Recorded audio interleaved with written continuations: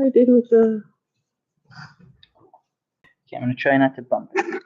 We are ready. All right. Well, thanks everyone for coming. I'm Kaikea Nakachi. I guess I'll give a really quick background before I get started. I'm born and raised here on the Big Island, the ocean. I got my Bachelor's of Science in Biological Oceanography from Florida Tech, and came home to UH Hilo for my Master's in Tropical Conservation Biology and Environmental Science. And I'm proud to be a member of the Kaʻūpūlehu Marine Life Advisory Committee. And that's what I'm going to talk to you guys today a little bit about, of Kaʻūpūlehu and what we call the tri-weight period, and also known as the Kaʻūpūlehu Marine Reserve. So before I talk too much more, rather than hearing from me, I wanted you guys to hear from the leaders of the KMLAC, and I'm just going to play a short video, 5-minute video, so that you can hear from their lips to your ears a little bit about tri-weight, if this works.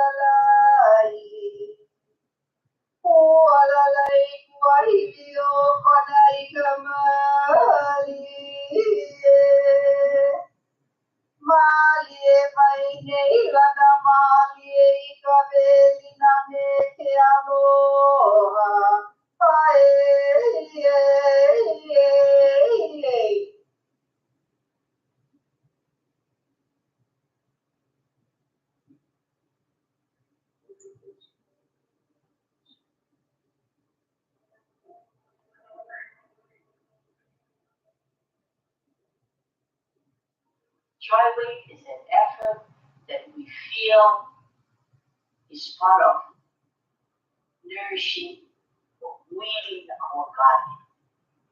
It's a way of hunt. It's a type of work.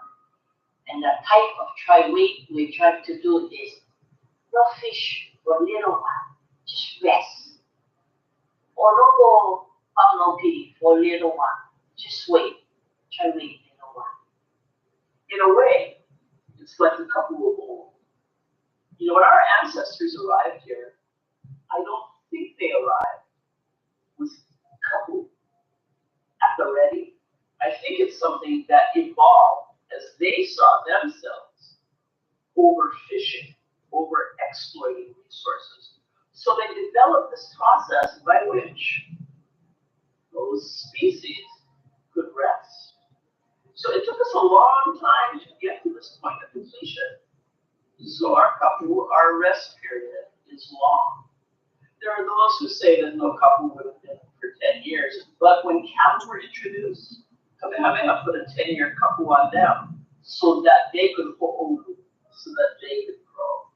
So we're using a time-honored tradition, which is our practice, to use deep culture and the best science that we have available to us. To try weight, make better, open, and enjoy the one-off.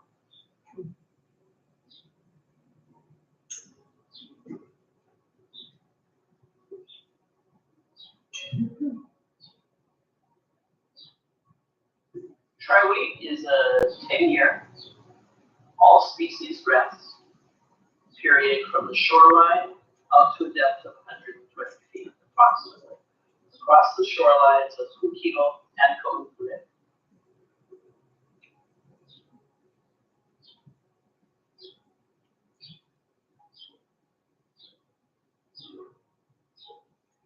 In this cultural wave, we are so connected, not separated from our environment and from the elements. And in that, we are keen observers things that are happening to our kids, in our kids, and for the things that call to us. Because attention is needed in a particular way or an aspect or a facet. We can hear. We hear.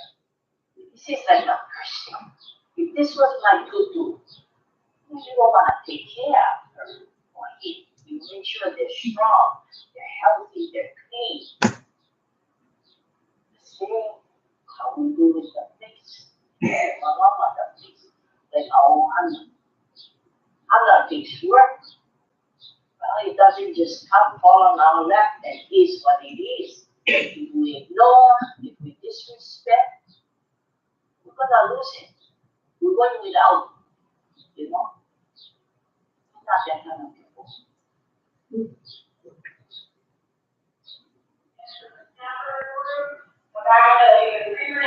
prepare one thing, and there's your straight up bottom of options in that top. And when the fishery opens again, it opens to everybody.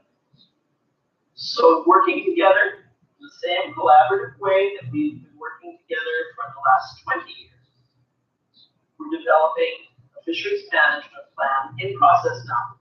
We are rigorous in our conversations. We challenge one another to think brighter, to feel deeper, to come to a plan that allows the people to return to the fishery in a more balanced and sustainable way. Many reasons are behind our tri-weight initiative, but it really does come down to a traditional practice of malama, aloha, the love of your face, the care of your face, and they just go hand in hand. You care for what you love.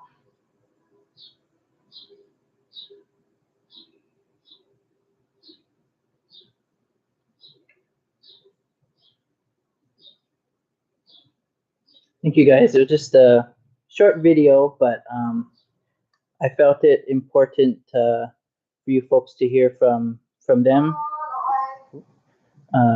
Auntie Hannah, Auntie Lei, and Auntie Ku'ule. They're our fearless leaders. Without them, I wouldn't be here today. Without them, the tri-weight area wouldn't have been possible. So I wanted for you to hear from them directly, and just to let you know that I'm going to do my best to honor them while I give this talk. And I'm excited to share about all the work that we do together. And as you heard from them, the KMLAC, I'll refer to it from here on out so I don't have to say Kaʻūpūlehu Marine Life Advisory Committee. But the KMLAC is, as you saw from the video, a pretty large section of land. There's actually the only ahupua'a, or traditional land division, that goes to the top, the very summit of Hualalai. And actually goes all the way a little bit over onto the east side as well. But here you can see the section of shoreline of both Kaʻūpūlehu and bits of Kuki'o, which is the area, the shoreline that we steward for KMLAC.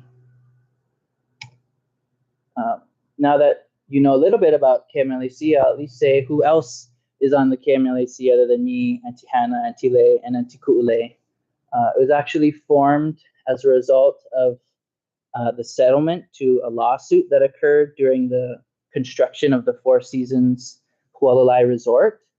And part of that settlement created the KMLAC, and it called for, and we continued to add to the KMLAC to have lineal descendants from the ahupua'as of Kaʻūpūlehu and Kuki'o, as well as representatives from the landowner, Kamehameha Schools, also the Office of Hawaiian Affairs, various different natural resource managers and fee owners and lessees of the ahupua'a, as well as state agency officials, educators, scientists, fisher women and men, and watermen and women.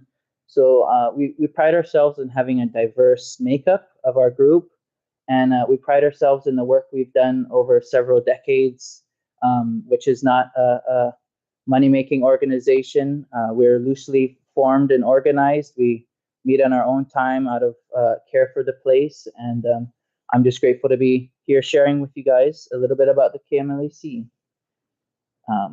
Some of their work after the 90s looked at trying to get a better idea of what's going on in the water at Kaʻūpūlehu. They even formed some volunteer rules to try and curb the decline in the fish that were being witnessed.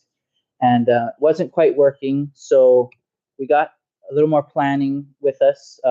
Grateful for the help of the Nature Conservancy, who helps us with a variety of things. But in 2015, we got together to create a conservation action plan, or a CAP. And part of that CAP created this vision and goal statement. We wanted Kaʻūpūlehu and Kukio, ancestral home to some and lands cherished by all, will be a place where the sea is cared for, productive, and welcoming. With that vision in mind, we crafted the goal of returning productive and sustainable subsistence fishing to our home. And that's kind of what Tri-Weight and the other efforts I'll talk about today are basically about at their core. One thing we did in our CAP was start to identify the things that we wanted to malama or take care, as well as some of the potential impacts on that which we want to malama. So some of the things we identified was Waiakane, a spring that's in Kaʻūpūlehu, the intertidal ecosystem such as opihi and other organisms, pa'akai or salt, Hawaiian salt, inkuline pools and the opaiula and fish that live in there, the aquatic food resources in our ahupua'a, as well as mo'olelo or history, stories, legends, lessons, as well as mano or sharks, coral reef ecosystem, ko'a, which are fishing aggregation areas, as well as vai, freshwater. And then we started to identify what might be impacting these various things that we want to care for. And we identified sea level rise, groundwater removal and interruption, invasive fish, unsustainable harvest, increased drought, other climate change impacts, as well as lack of knowledge and illegal activity. Kind of going back to one of our priorities, this section we call priorities of our CAP, mo'olelo or stories. In order to keep that practice of storytelling alive, we take turns every time we host a meeting telling a mo'olelo, whether it be a personal one or a traditional story. And I'm going to keep that practice alive today by sharing a traditional cherished story of Kaʻūpūlehu. That's also about another priority, Waiakane, the spring. So real quickly, long time ago, several generations ago in Kaʻūpūlehu, there was a chiefess, I do believe Kumukea Kalani, who presided over the ahupua'a of Kaʻūpūlehu and Kuki'o and Manini Valley, the southern ahupua'a connecting to Kaʻūpūlehu. And she presided over thousands of people that had well-cultivated lands. But for some reason, there came a time in her reign where an incredible drought struck. Everything from sweet potatoes, taro, vegetables, yams, everything died. And as you can see in some of the artwork from Elizabeth McGuire's Kona Legends book, the people were starving and weak and didn't have a lot to eat. And so eventually, this chiefess, desperate to help her people, she actually even tells them to leave, go find other homes that maybe there's food growing. And her people loved her and loved the land so much that they refused to go. So this really put the pressure on her to try and make things right. And she asked her kahuna for guidance and was instructed to remain kapu and pray for forgiveness for one anahulu or 10-day period to call for help from her brother Kane. And after doing this, on the 11th day, her brother Kane did appear from the plains up Mauka above to help his sister.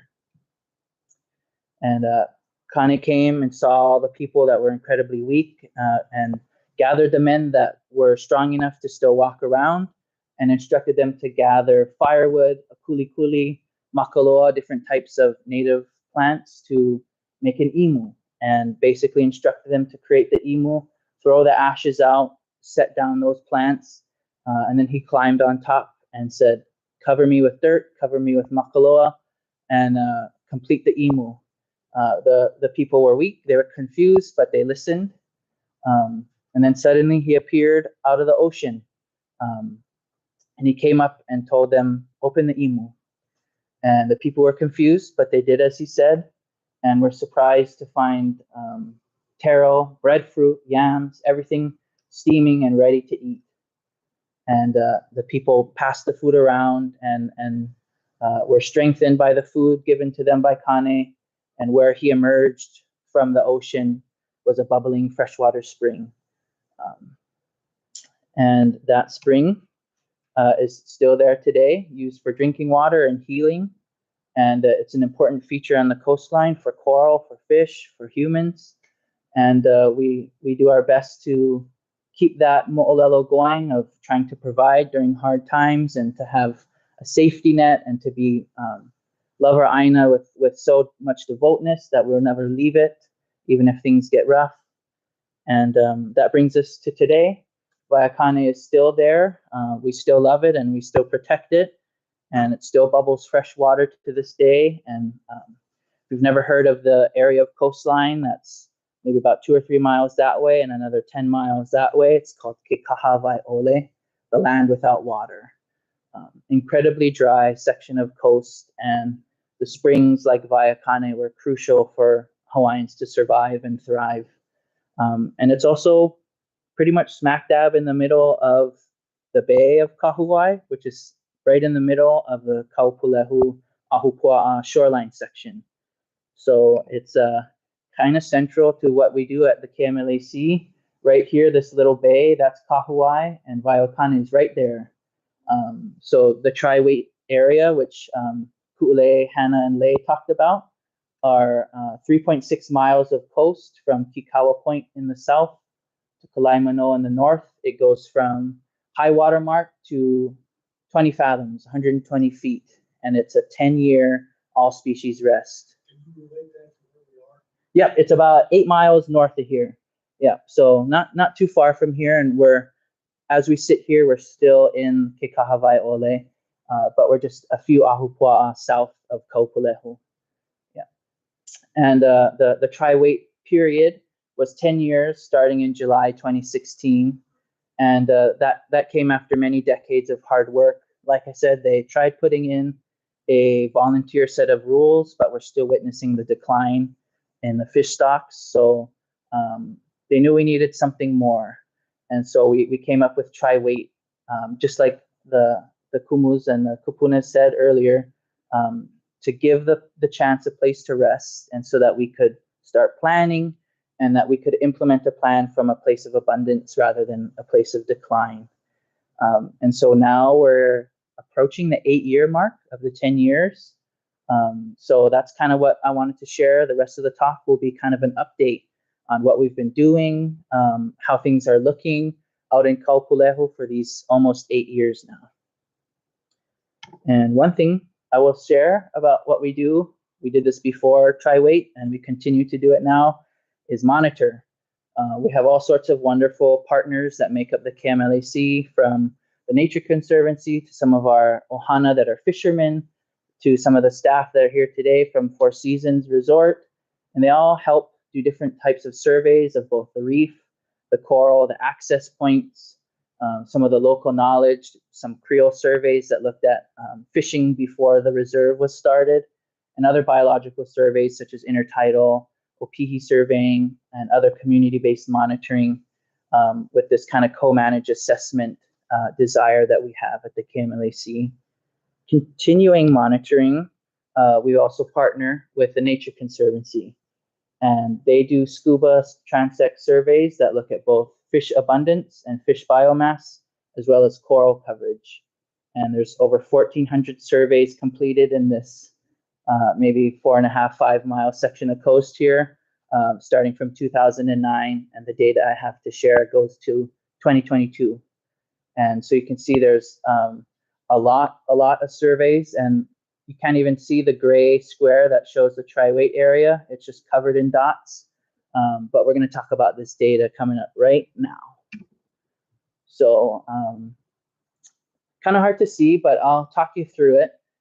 We're going to look at both the black line, which is the data from within the Kaʻūpūlehu Reserve, and the dashed line is just outside of the reserve, just south of it in Kakapa Bay and just north of it towards Kiholo Bay, if you've been to either of those places.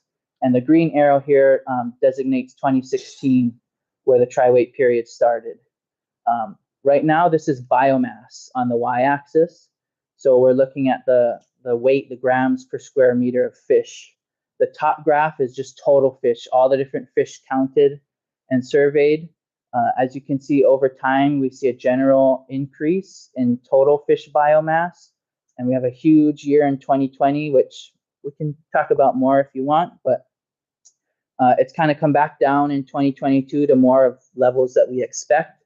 But overall, we see that general trend of increasing fish biomass within the reserve more so than outside the reserve. Same thing for the second graph here. This is looking at resource fish. So this is taking just the fish that we eat out of this total fish and only looking at the resource fish. And it looks pretty similar, general increase, a huge year in 2020, a little bit smaller in 2021 and 2, but still a general increase in biomass, increasing more so in the Kaʻūpūlehu Reserve than outside. And the final graph here is perhaps the most exciting. It's looking at the prime spawners. So greater than 70% of their max size, the big mamas, the more fecund fish that produce more babies. We're also seeing the most statistically significant increase in fish biomass within the reserve for prime spawners. We can talk more about these numbers later. I'll just quickly look at a very similar, but this is fish abundance instead of fish biomass. And as you can see, for total fish and resource fish, it's a little harder to see the differences between in and out of the reserve. And you can see that it really is the prime spawners. The fish are getting bigger, they're not being taken, and that's really what's driving both the abundance and the biomass increases from the tri-weight area. So the fish are getting bigger, which is what we hoped for. But kind of the overall takeaways from the data from, again, the last 6 years of tri-weight was a 91% increase in the resource fish biomass compared to only 1% outside of the reserve, 151% increase in prime spawner biomass compared to only 18% outside, and 140% increase in prize surgeon fish.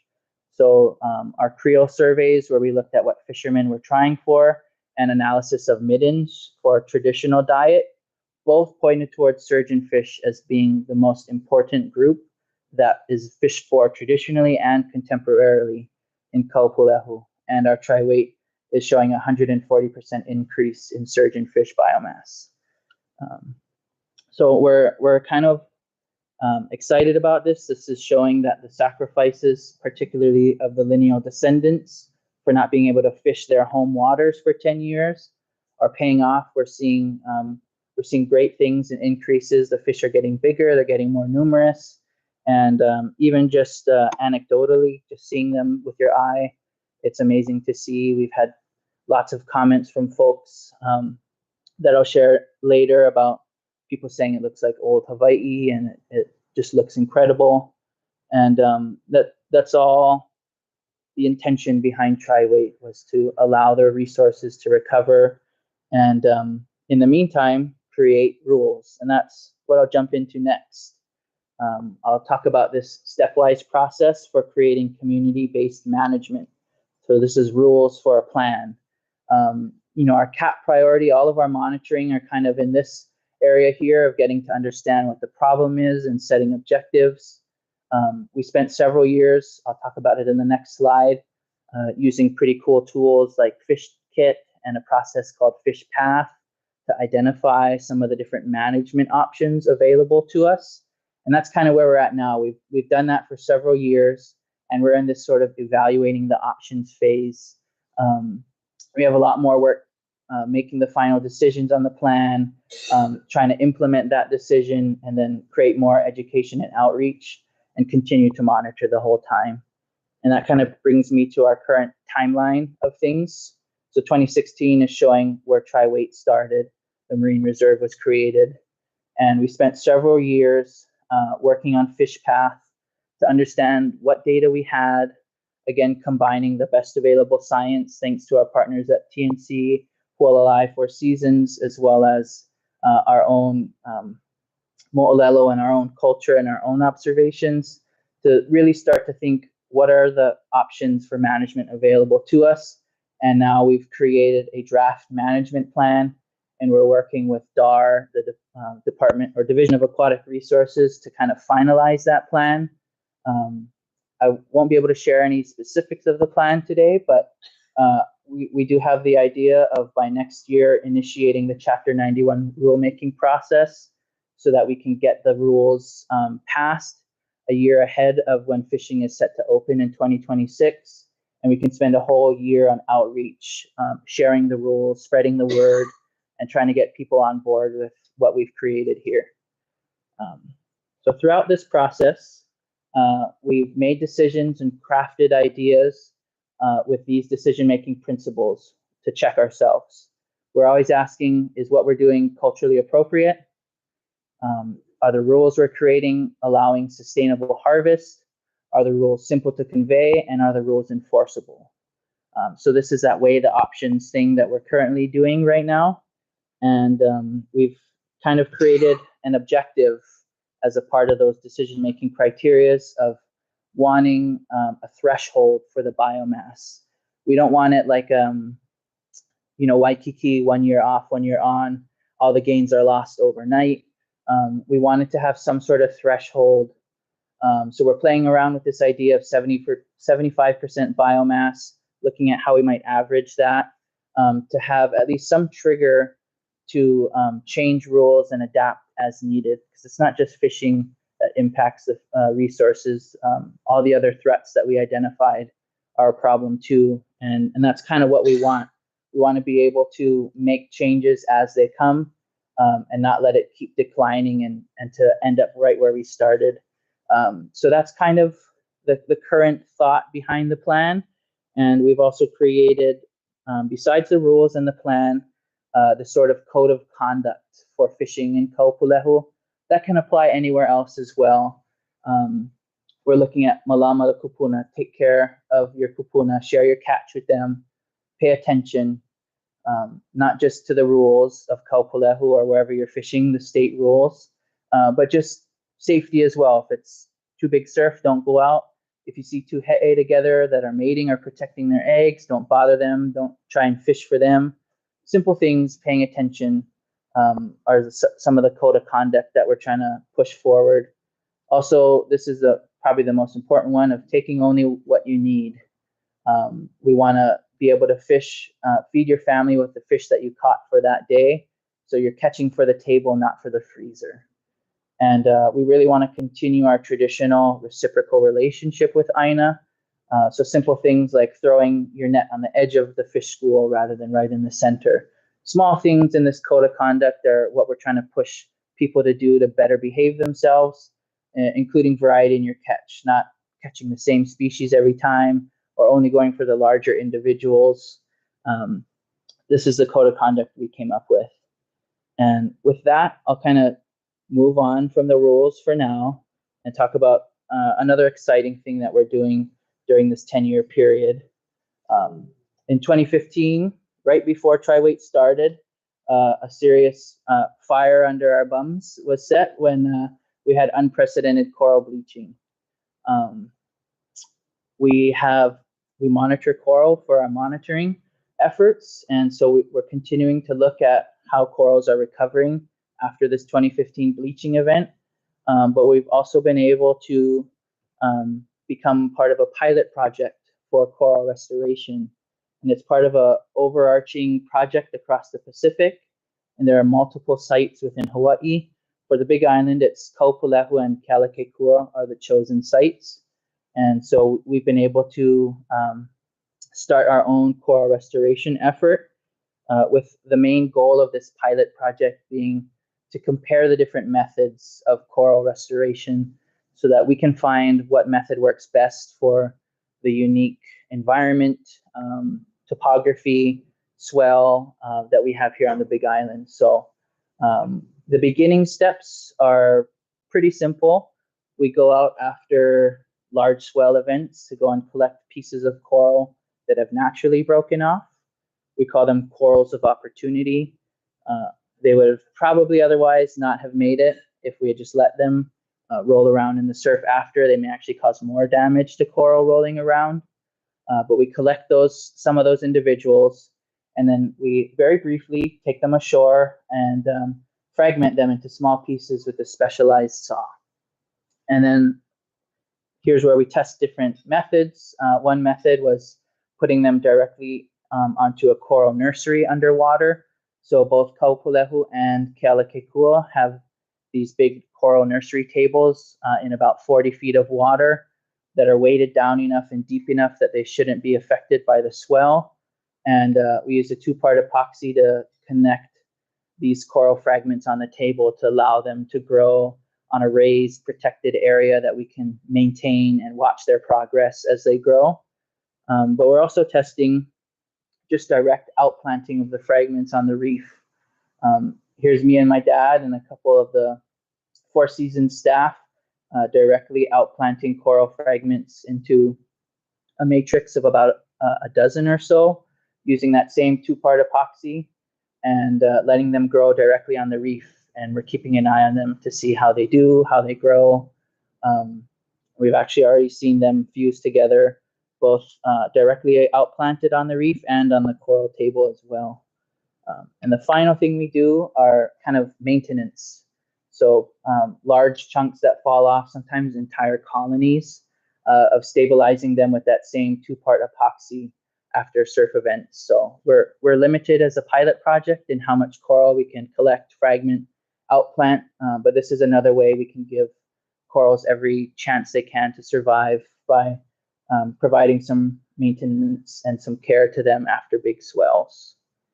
And that kind of sums up the coral restoration. And I felt like this Olelo no Iao, or Hawaiian proverb, kind of captured that effort pretty well. He puko'a kani aina, a coral reef that grows into an island. So not just our physical act of coral restoration, but kind of Tri-Weight and the KMLAC as a whole. Starting out humble and small, growing with our knowledge, growing with our partnerships year after year, and we're only getting more firmly established and getting better at what care we can provide to Kaʻūpūlehu. And that kind of leads us into how we continue to grow through outreach and education.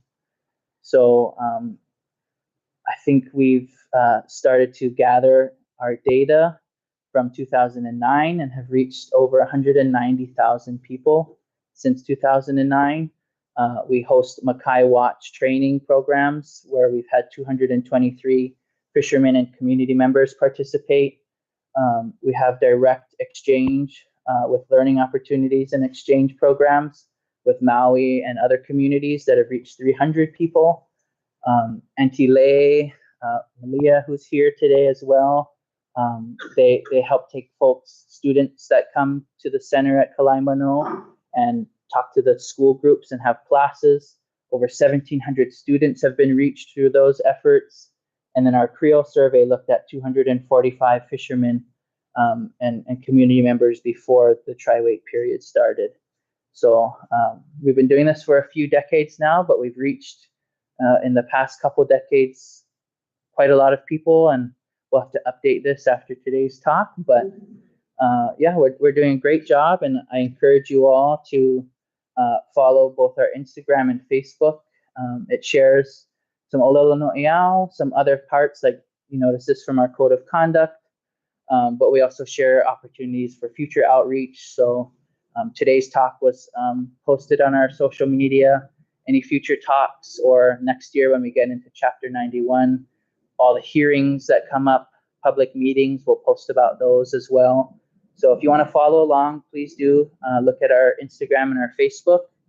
And I'll kind of just finish with this last thought of sharing with you our diverse background at KMLAC, and something that is said at almost every meeting, and one of our lessons that is thoroughly taught to us in our heart is aloha i ke kahi, this idea of co-management being always aloha shared and given and received. So I appreciate for the lei, for all the aloha given by you guys showing up today. And with that, I'll kind of open it up for questions, but also we got some stickers, and we would love you guys to fill out this survey. It's kind of looking at ways we want to get your feedback about what you would like to see in our fisheries management plan. You know, if you've heard of tri-weight before, if you fish, if you think you should be, one of the last questions is if you want to be added to a list where we reach out to you again to share our actual rules. So I encourage everyone to scan it now or take a picture of it to do later, and do that survey. I know we have until 7:30 here, so lots of time to do this survey. And yeah, grab a sticker on the back desk. There's also a little 2-pager that has some of this data, some of the things that we've been up to in these almost 8 years now. And there again is our Instagram and Facebook. So yeah, just give us a follow, and I'll take any questions or stick around to talk story. Yeah, go for it. You showed some charts of the increase in fish mass and whatever. It peaked in 2020 and then it dropped substantially. Do you understand what occurred then? Yeah, I mean, our interpretation of the data is, oh yeah, sorry. The question was about, and I can go to the slides as well. The question was about the data that I showed, showing that real big peak in 2020. And this has been a topic of conversation among us at the KMLAC about why exactly this occurred. And we're not entirely sure. There is a very natural cycle in fish spawning where you can have a banner year for recruitment, just all the right currents, all the right individuals that spawn and have a big recruitment year. But we also saw it in our prime spawners as well.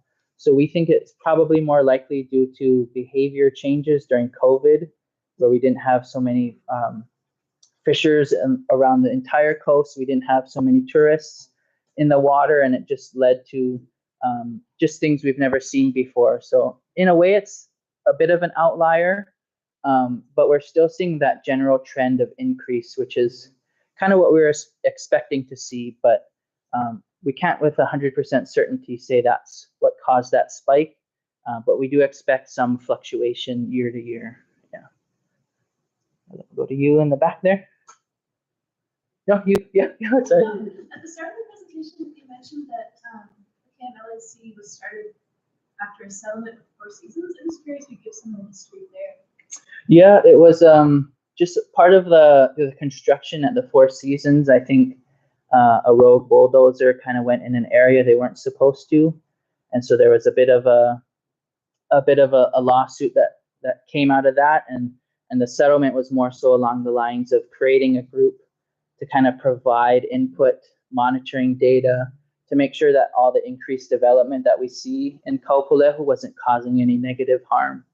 So the KMLAC was formed as a result of potential harm, but with the idea of stewarding the place and providing recommendations. And we've kind of gone above and beyond what we were expected to do. There wasn't really a sunset built into the settlement, but you know, we've loved meeting, and we love stewarding the land that we live on. So we've just kept meeting and kept doing things, including the volunteer rules, and now tri-weight, and now draft fisheries management plan. But yeah, it's a complicated settlement, and you know, I was only 4 years old at the time, so I can only recall what has been spoken about it. But yeah, I don't know all the details, but if you are interested, I can connect you with some of our KMLAC members that might actually have more information. Yeah, go ahead in the front. Did you ever have any challenges from those who claim Hawaiian traditional or Aboriginal traditional gathering rights? And then could this program be emulated and recreated elsewhere in the state? Absolutely, to both. We anticipated a potential pushback from folks claiming for their native rights, and they're not wrong, but we're also claiming our own native rights because kapu was a native practice, and you do have a right to fish, but you also have a right to malama. So we kind of countered that argument with our own practice, and they go hand in hand. So we enact our right to malama, and now in 10 years we'll enact our right to fish again. So it's all part of a traditional practice that we were expecting to be brought up, but it didn't really have too much of an impact. The overwhelming community testimony was in support of tri-weight. I think there was only one or two handful of those, and I think they were mostly commercial fishermen, which technically your native right doesn't extend to once you are entering commercial. It only applies to traditional customary practices. So, and absolutely, we want this to be emulated in other places. This sort of idea of letting the resources take care of themselves for a bit and rest while you make a plan is definitely something we want to see. We continue to share and support other communities that are doing things like CBSFAs, community-based subsistence fishing areas, and we're in the fight with them, and we absolutely hope that other people take this. And I'll even expand on that further. In around the same time the KMLAC formed, Act 306 occurred, which created the West Hawaii Regional Fisheries Management Area, WRFMA. And one of the requirements in Act 306 was the creation of marine reserves. So DAR was actually calling for these types of marine reserves, but we were the first one to actually implement it. So yeah, Act 306 wants them, and we support anyone who is willing to try. But yeah, so far no one else has given it a go. Yeah. Follow up on his question. Mm-hmm. My understanding, and I'm Howie, so I may not know, that the traditional fishing right only extended to the water off the Ahupua'a where you live, and not just any place you wanted to go. Is that correct or incorrect? I do believe that the actual revised statutes is allowing access to traditional land. It doesn't particularly state if it has to be the Ahupua'a you reside in or you're from. Oh, you're talking like Konohiki. Yeah, absolutely. The rules that apply to a specific area were managed by a Konohiki of an Ahupua'a, and so the rules were only for that land division. And so we're kind of recreating that in a sense. It's just Kaʻūpūlehu and Kukio a bit together. Yeah, I'll go with you. How was your biomass calculated? Was that through numbers of fish and size, or was there a actual measurement? Yeah, so part of the belt transects that the Nature Conservancy divers do are paired belt transects that go around, is it 25 meters? Where they swim and they count. There's two people counting to one side and the other side, and they have a set area of space. So they count and estimate the weight of all the fish within their 25-meter transect, and they use those counts and those areas to estimate biomass from the survey sites. Yeah. I'll let Becca talk more about that. And I work for the Nature Conservancy. When I do the survey, so we can help fill in. Mm-hmm. But Kaikea got it spot on. Yeah. We count the fish, every species we see, and we're writing the size of the fish, so there's centimeter. And then there's an equation for the fish that translates size into weight. So it's based on tons of measurements that people have done that measured and weighed the fish. So there's an equation we apply in the analysis phase after we come back from the water to get the biomass, the grams per square meter. Yeah. But when we're underwater, we're counting and writing down the size. Okay. Yeah. And it's a pretty similar process that UH researchers, DAR, NOAA, Nature Conservancy, that a lot of them use very similar methods to obtain biomass estimates. Yep, you right there. So I'm still trying to understand all this. Not tri-weight means really there should be no fishing in those areas. And I do spend time in that area. Mm-hmm. I have seen lots of shore fishing, spear fishing, and visitors fishing. Mm-hmm. And I wouldn't feel comfortable going to a local person and asking what they're doing. But I do feel comfortable going up to visitors and pointing out that there are no fishing signs. And I've been told by one guy one time, well, the resort told me I could fish here. So how, I mean, it may not be affecting the numbers that much, it may be minimal, but it's really hard to enforce everything, right? Enforcement's always a challenge. That's one reason why we've been really pushing for Makai Watch training, so that part of those Makai Watch outreach events have been security staff from all the different resorts, the boat staff that work on the boats out there. And everyone's generally pretty good about reporting what they get. And DoCare comes to our meetings as well. Uncle John Kahiapo also shares any infractions that they have or citations that they've given. I think the biggest citations came from construction workers picking opihi on their break. But for the most part, the fishing that is seen is either right on the boundary, which is mostly to be expected because people are really trying to get that spillover effect. And I'm out there on the water almost every day, and I've seen several boats really working the northern border, and some people from shore going from the southern border.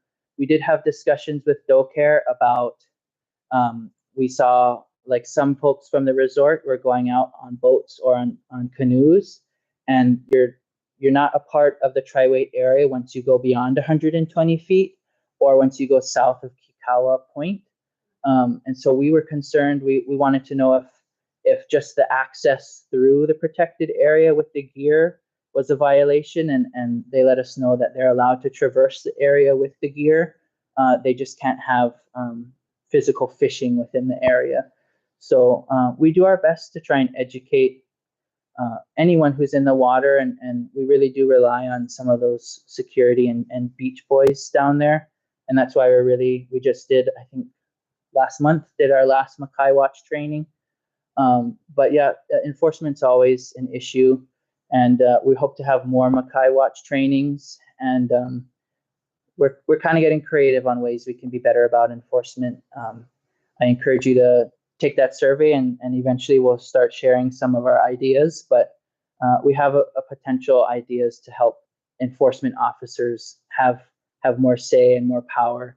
I just unfortunately can't share too much with you yet, but yeah, great question. Enforcement's always a challenge. Yeah, right behind.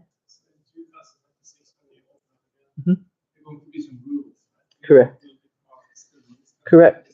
Yeah, so we're in the current phase now of drafting, finalizing those rules. We have a draft plan of different rules, and we're working with the department first before we take it to the public. We're being extra, I don't know if cautious is the right word, but we're trying to do our best to include everyone's opinion. And I think that's just who we are at the KMLAC. You know, we're used to working together with a diverse group of people. And we're planning to go quite above and beyond what's expected.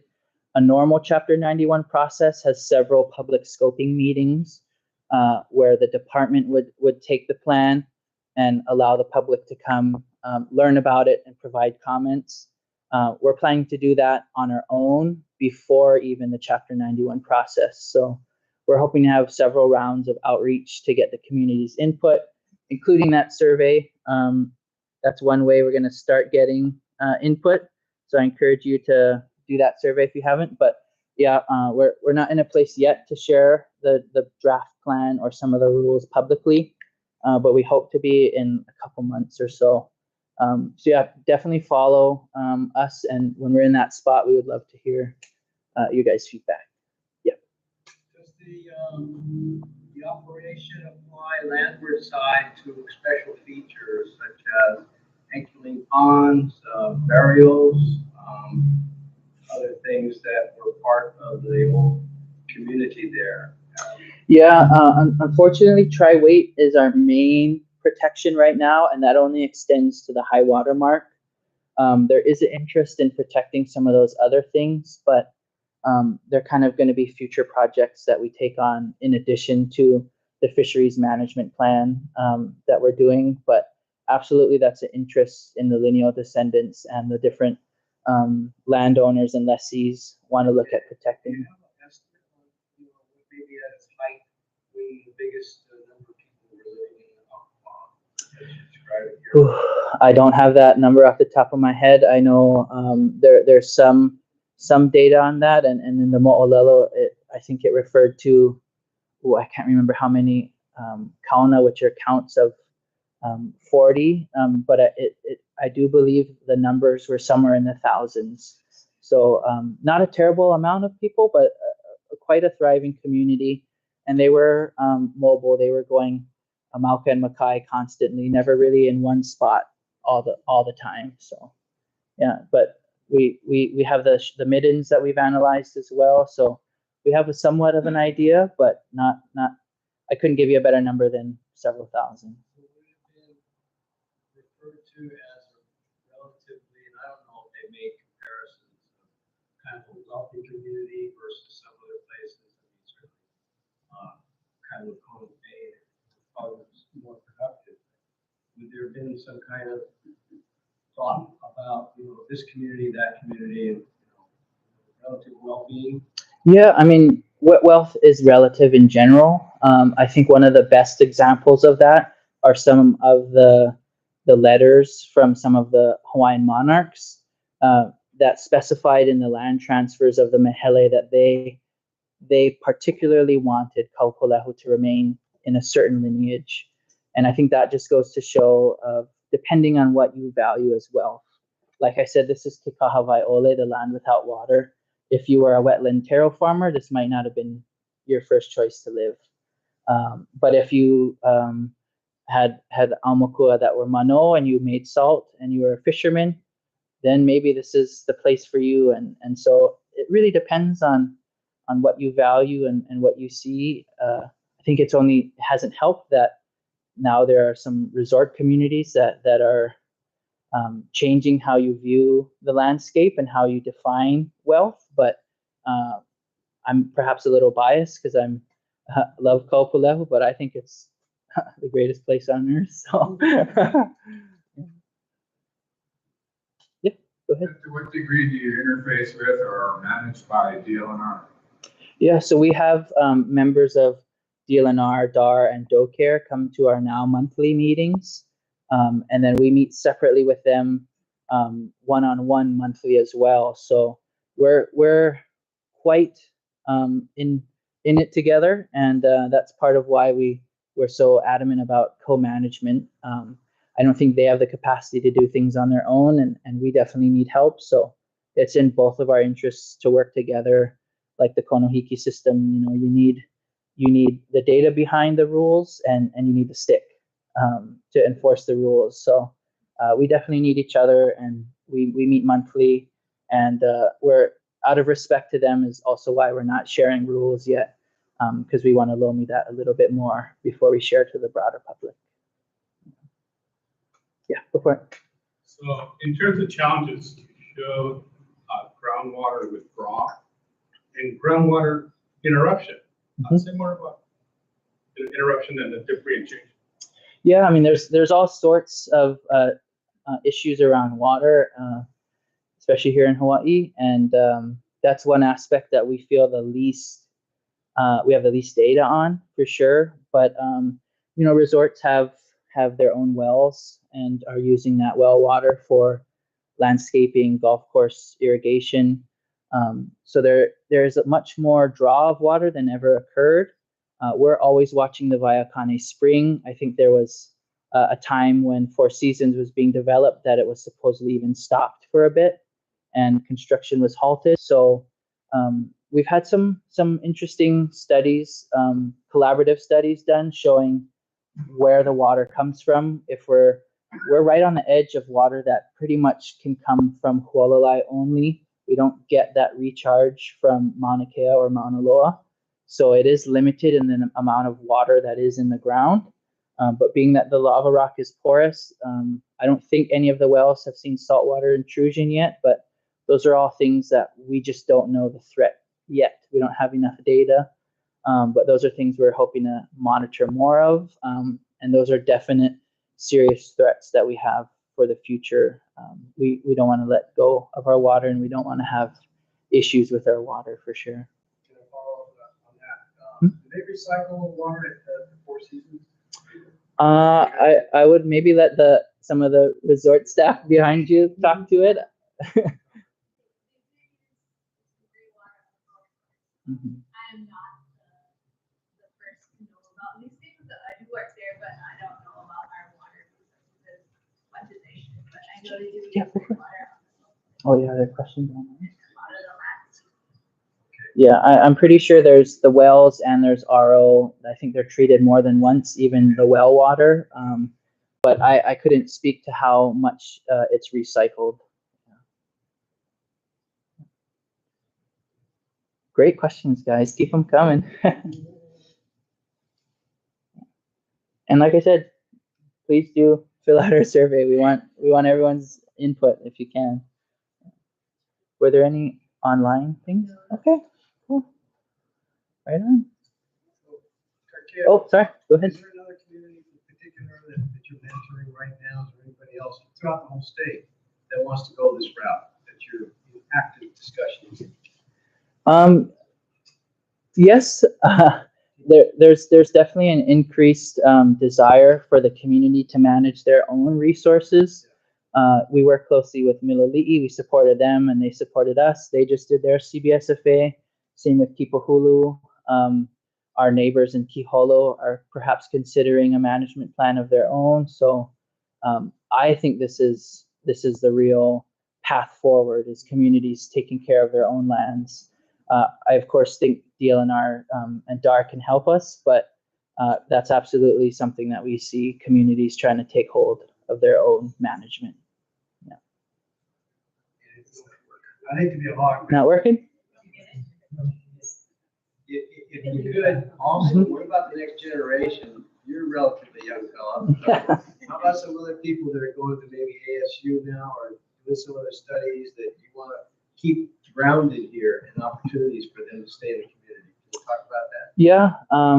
One aspect of legacy planning, which has been a hot topic lately, it's actually why the KMLAC even formed a nonprofit just this year.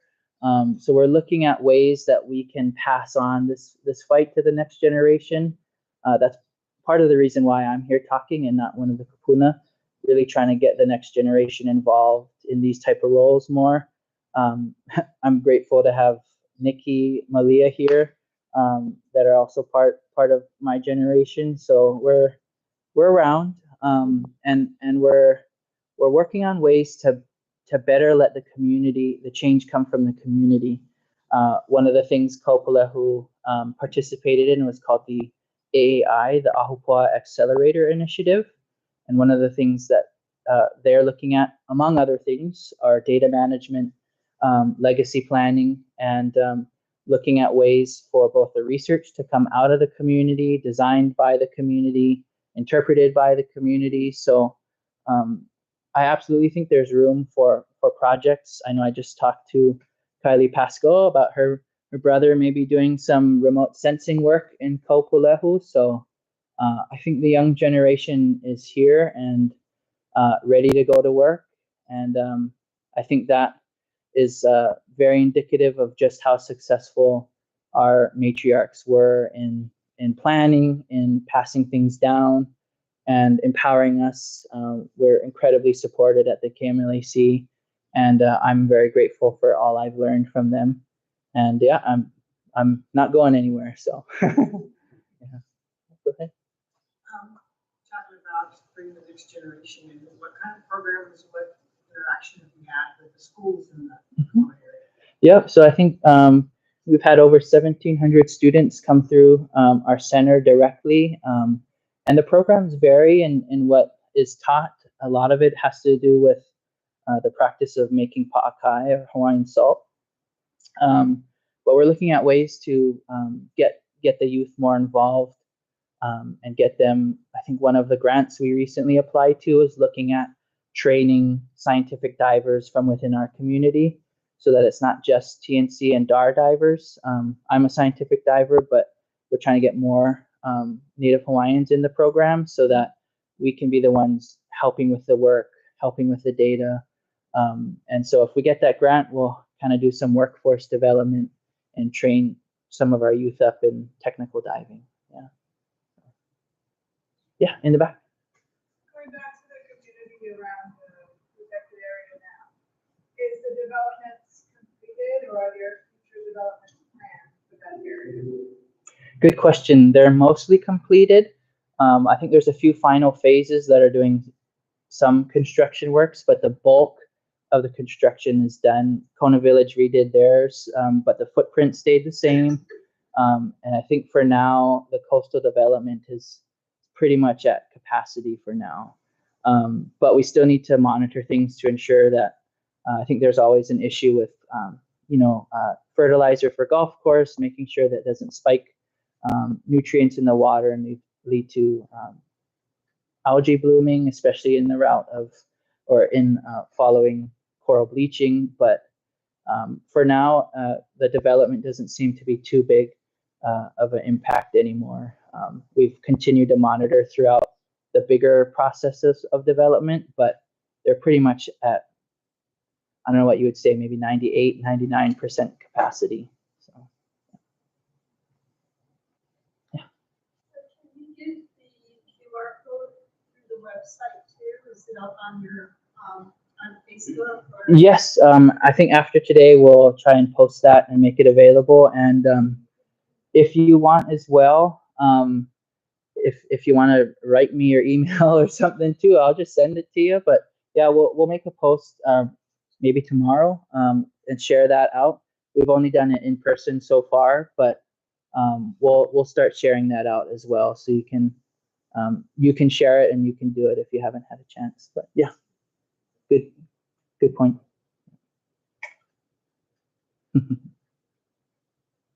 Yeah, go for it. It seems like once fishing opens back up again, the biggest challenge is going to be people following these guidelines. I'm just curious, kind of what strategies are on the table, social media. Yeah, that's part of the reason why we wanted to devote a whole year of initiating Chapter 91 next summer. So we'd have a large period of time to do social media, to host maybe another ReefTalk, and to do other things to really get the word out. And we're working on signage, we're working on all sorts of things.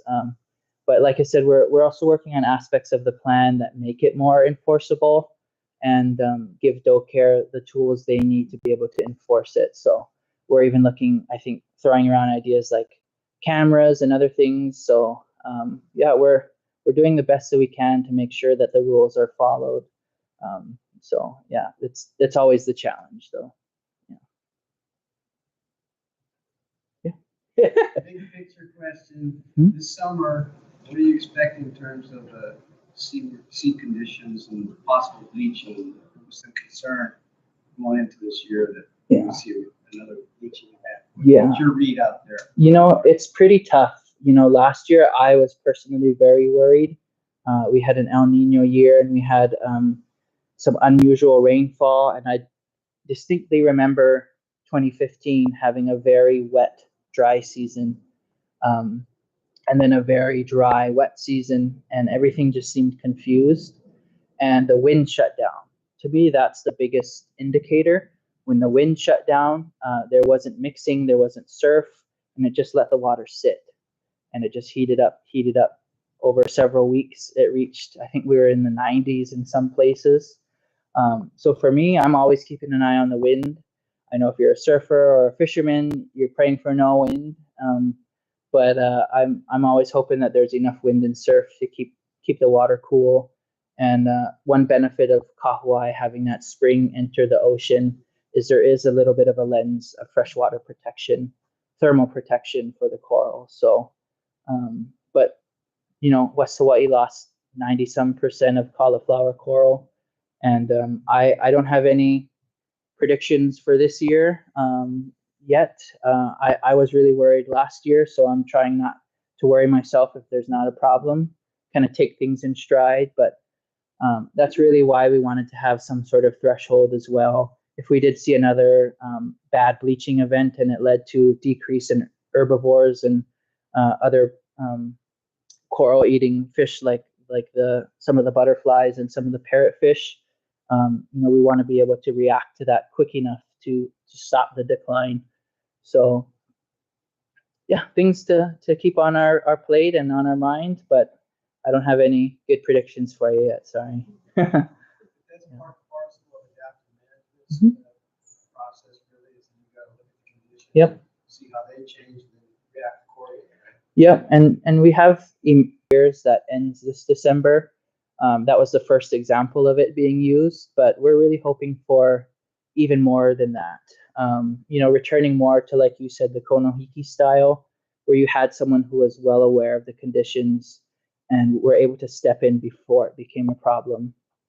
So it's a challenge knowing that there's legislative processes and there's management, different factors in management, but we're really hoping to have more of an adaptive approach so that we can have rules ready to go when they're needed. But yeah, that's part of our current scheming for our management plan. It was a big effort to try to help the protection in the ledge, and it didn't go anywhere. But is that appropriate? Is that one of the appropriate keystone species that you guys encourage us for people to look at, and especially the legislature folks to? Absolutely. I have a few extra slides, and there's one on uhu here as well, some of our data, and that's absolutely something we try and keep an eye on. Some of those herbivores. You can see the ember parrotfish, that same spike in 2020 in the biomass, and as you can see, their abundance and the mean length. Abundance is a little harder to discern, but the mean length and the biomass for sure show increases in the tri-weight area. So that's definitely something we keep an eye out, and we did provide testimony supporting protections of uhu. We were a little disappointed in the way it turned out. It wasn't quite enough protections in my opinion, but that's definitely something we're looking at protecting and monitoring at the same time. Yeah.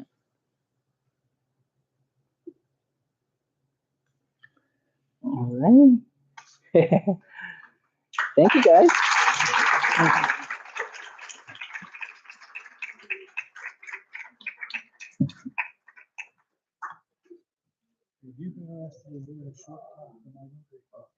Sure. Yeah, give me a call. You have something? I unfortunately don't have